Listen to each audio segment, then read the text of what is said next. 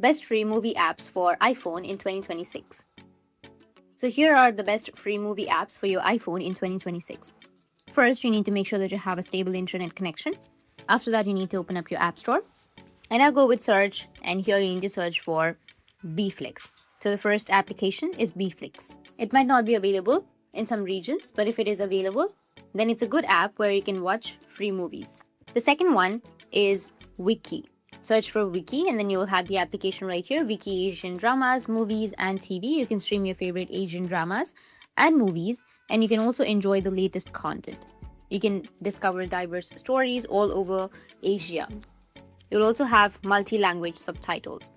Now the third one is Plex. Plex Watch Live TV and Movies, which is a best free movie app for your iPhone. You can discover new movies and shows on Plex and all your streaming services. You can find anything and where to watch it. The next one is Just Watch. You'll have the idea on what to watch and where to watch on Just Watch. You can get personalized recommendations based on your streaming services.